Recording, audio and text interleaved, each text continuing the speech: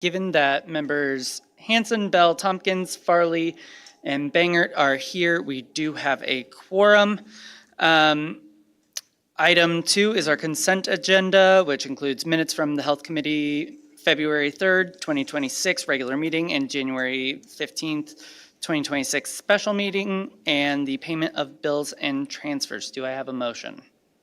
Motion by Farley, second by Tompkins. All those in favor? Aye.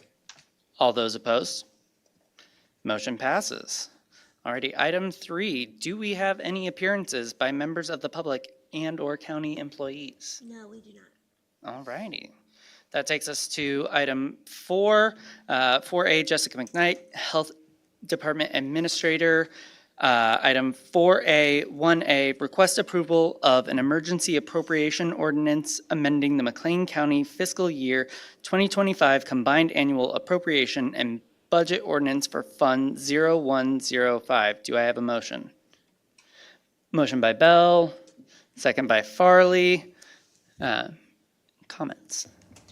So this is end of year 2025 cleanup for our Fund 105 due to some changes with one of our health promotion grants. So just cleaning that up and moving money from staffing to training, support that. Okay, any questions? Seeing as there's none, all those in favor say aye. Aye.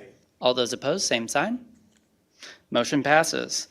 That takes us to 4A, 1B, request approval of an emergency appropriation ordinance amending the McLean County fiscal year 2025 combined annual appropriation and budget ordinance for Fund 0107. Do I have a motion?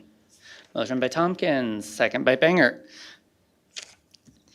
So similar, this is end of year 2025 budget cleanup for our Fund 107 related to disease intervention specialist grant and moving unspent personnel money and accounting for some distribution changes for personnel.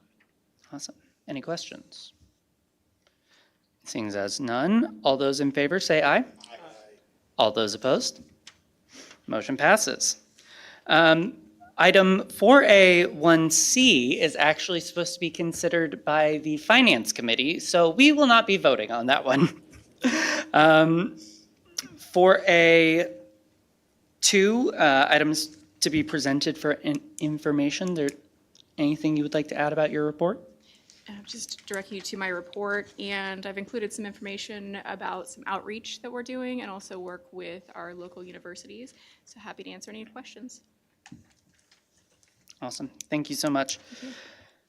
4B1A, request approval of an emergency appropriation ordinance amending the McLean County fiscal year 2025 combined annual appropriation and budget ordinance for Fund 0401. Do I have a motion? Motion by Farley, second by Tompkins. Tim. Hello, everybody. This ordinance is likewise for our end-of-year budget cleanup. Okay. Any questions? All those in favor? Aye. All those opposed? Motion passes.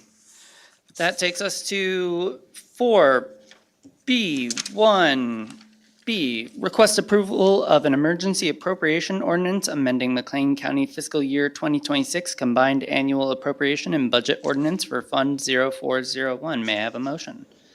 Motion by Bell, second by Tompkins. Any comments on this one? Yes, this ordinance is to increase our contingency funding for the MEP project that we've had going on. The funding has become necessary primarily because of repairs that have been discovered in the process.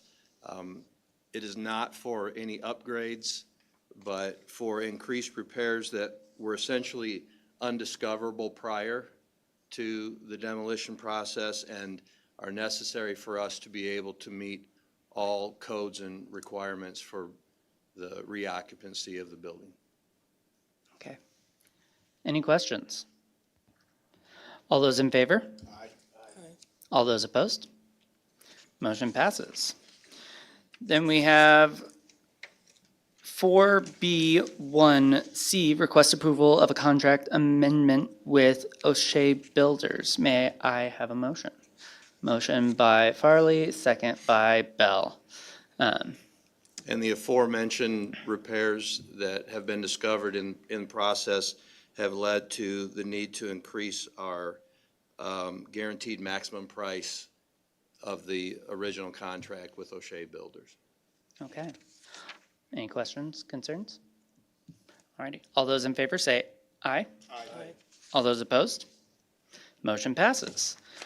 We have no other items for action, but we do have some guests with us. If, well, you have your items to be presented for information in your report, but we also have Megan Roller, the architect, and Luke Knapp, the engineer of the updates. If you would like to present any information as well?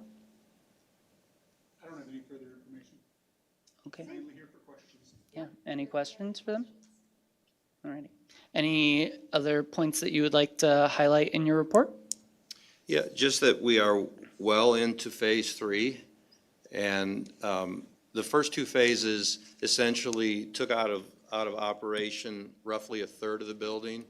And I know this math will sound a bit odd, but the third phase takes out roughly half of the building.